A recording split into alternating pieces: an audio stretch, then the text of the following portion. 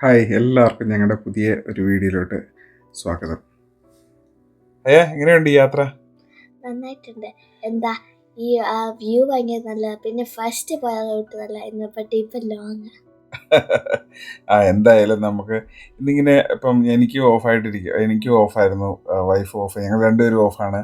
അതുപോലെ പിള്ളേർക്കും സ്കൂൾ അവധിയൊക്കെയാണ്. അപ്പോൾ അതുകൊണ്ട് ചുമ്മാ അങ്ങനെ ഇരുന്നപ്പോഴത്തേക്കും ഉച്ചയായപ്പോഴത്തേക്കും തോന്നില്ല എന്നാൽ നമുക്ക് ചുമ്മാ ഒന്നൊരു ഡ്രൈവിന് പോകാം. അപ്പോൾ പിന്നെ ഞാൻ പറഞ്ഞു എന്നാൽ പിന്നെ ഓക്കെ, നമുക്ക് ആ ബോൺമത്തിൽ പോകാം. അവിടെ എനിക്കിഷ്ടമുള്ള സ്ഥലം, അത് നല്ലൊരു ബീച്ച് സൈഡൊക്കെയാണ്. അവിടെ പോയി നല്ല നല്ല ഫിഷ് ആൻഡ് ചിപ്സ് കിട്ടും, പിന്നെ എന്താണ് ഐസ്ക്രീം കഴിക്കാം.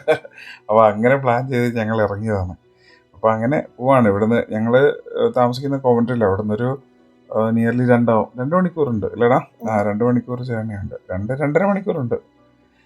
അപ്പോൾ ഇങ്ങനെ ഞങ്ങൾ പോയിക്കൊണ്ടിരിക്കുകയാണ്. വഴിയിലെ കാഴ്ചകൾ കുഴപ്പമില്ല. പിന്നെ ഇംഗ്ലണ്ടിൽ പ്രത്യേകത എന്താണെന്ന് വെച്ചാൽ ഒരുമാതിരി എവിടെ വഴി പോയാലും ഏതാണ്ട് ഒരുപോലെ ഇരിക്കും ഈ റോഡ് സൈഡുകൾ കാണാൻ വേണ്ടിയിട്ട്. പിന്നെ കുറേ ഷീപ്പ് ഹോഴ്സും കേട്ടോ.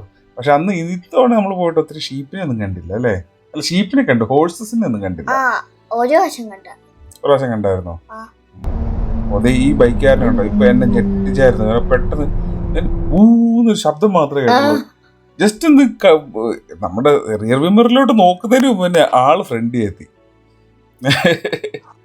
എന്നാലും പാട്ട് അടിപൊളിയാ, പാട്ടും എൻജോയ്മെന്റും. ഹെസ്സയാണെങ്കിൽ സൂപ്പർ എൻജോയ്മെന്റ് ആയിരുന്നു. ഇത്തിക്കാണെങ്കിൽ കോമഡി. ഇത്തി പറഞ്ഞ പാട്ടൊന്നും ഗൂഗിൾ വെച്ചു കൊടുത്തില്ല, കാരണം ഇത്തി പിണങ്ങിയിരിക്കുക. ഓ അതെ, വെൽക്കം ടു ബോർമത്ത്. അങ്ങനെ നമ്മളിവിടെ എത്തിക്കൊണ്ടിരിക്കുന്നത്. അതായത് ബോൺമത്തിന്റെ പഞ്ചായത്തിൽ കയറിയെന്ന് പറയാം അല്ലടാ? അത് തന്നെ. നമ്മളിത് ബീച്ചിന്റെ അടുത്തോട്ടുള്ള ഭാഗത്തോട്ട് ഇങ്ങനെ എത്താറ്. ഇവിടെ നല്ല ഭംഗിയാട്ടോ, ഒത്തിരി ലഷ് ഗ്രീനുണ്ട്. പിന്നെ എന്തോ ഒരു പ്രത്യേക ഒരു വൈബായി ഏരിയക്ക്. നല്ല വെളുത്ത് നമ്മൾ ശരിക്കും പറഞ്ഞാൽ നമ്മുടെ ഗോവയിലോട്ടൊക്കെ എത്തുന്ന ഒരു ഫീലാണ് ഇങ്ങോട്ടൊക്കെ വരുമ്പോഴത്തേക്ക്. കുറെ നേരം എന്താ ഗ്രീനറിയിൽ ഡ്രൈവ് ചെയ്തിട്ട് പെട്ടെന്നാണെങ്കിൽ ടൗൺ ഏരിയയിൽ കിട്ടിയപ്പോൾ എനിക്ക് എക്സൈറ്റ്മെന്റ് ആയിരുന്നു. വേറെ ബോറിംഗ് ആയിരുന്നു. സെയിം തിങ് ഒരു 2 hours സ്ട്രേറ്റ് കണ്ടത്. അത് തന്നെ. റോഡ് സൈഡിൽ പ്രത്യേകിച്ച് അങ്ങനെ എക്സൈറ്റിംഗ് ആയിട്ടുള്ളതൊന്നും കാണാനില്ല. നമ്മുടെ നാട്ടിലാണെങ്കിൽ ഓരോ കവലകളും ജംഗ്ഷനും ഇങ്ങനെ ഓരോ കടന്നു പോകുമ്പോൾ നല്ല രസമല്ലേ? പക്ഷെ ഇവിടെ അങ്ങനെ ഒരു ഇതില്ല. എല്ലാ റോഡ് ഇങ്ങനെ സ്ട്രേറ്റ് നീണ്ടു തുറന്ന് ഇങ്ങനെ കിടക്കുന്നു. എല്ലായിടവും ഈ ഒരു പ്രത്യേകിച്ച് ഒരു മാറ്റങ്ങളൊന്നും തോന്നത്തില്ല. എന്തായാലും അവിടെ വന്നപ്പോഴത്തേക്കും വലിയ തിരക്കുള്ള ദിവസമൊന്നും അല്ലായിരുന്നു, ഓഫ് സീസൺ അല്ലേ. അതുകൊണ്ട് പിന്നെ പാർക്കിംഗ് ഒക്കെ ഇഷ്ടം പോലെ അവൈലബിളാണ്. ഇനിയിപ്പോൾ ഇവിടുന്നതായിരിക്കും പതുക്കെ താഴോട്ടങ്ങ് നടന്നാൽ മതി. നമുക്ക് അങ്ങോട്ട് ഇവിടെ ബോൺമത്ത് പിയറിൻ്റെ അങ്ങോട്ടൊക്കെ എത്താം. പിന്നെ ഈ ഏരിയയിൽ കഴിഞ്ഞ ലാസ്റ്റ് ടൈം വന്നപ്പോഴത്തേക്ക് ഇവിടുന്ന് ഫിഷ് ആൻഡ് ചിപ്സ് കഴിച്ചായിരുന്നു, നല്ലതായിരുന്നു. പക്ഷെ ഇത്തവണ അത്രയ്ക്ക് അങ്ങോട്ട് ഇറച്ചില്ല കേട്ടോ.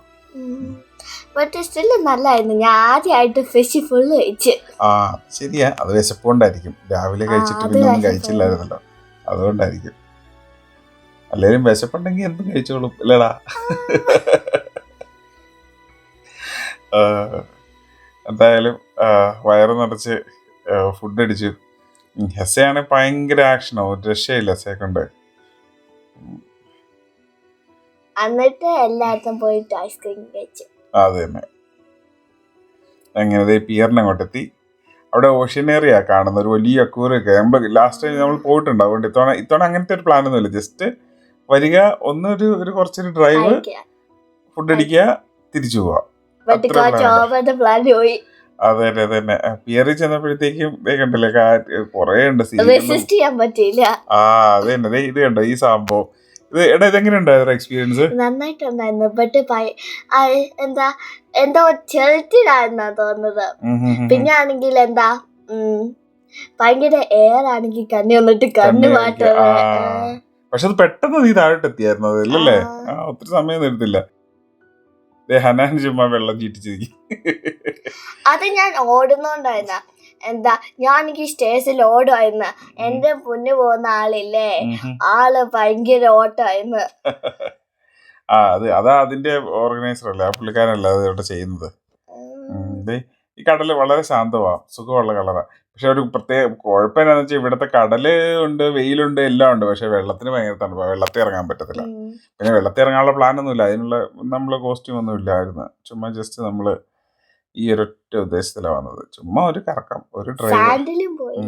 അതെ. പിന്നെ ഈ കാണുന്ന ഈ ക്യാബിനുകളില്ലേ, ഇതെല്ലാം നമുക്ക് റെന്റിന് എടുക്കാം. ഡെയിലി ഞാൻ റെന്റിനൊക്കെ വിചാരിച്ചു ആയിട്ട് വേറെ ചെറിയ ആ അല്ല ടോയ്ലറ്റ്സ് ആണ്. ടോയ്ലറ്റ്സ് ഒന്നുമല്ല, അവിടെ ചുമ്മാ ഇങ്ങനെ നമുക്ക് കാറ്റൊക്കെ കൊണ്ടൊക്കെ ഇരിക്കാം, അത് രസമാണ് അത്. ഐസ്ക്രീം. Ice cream time.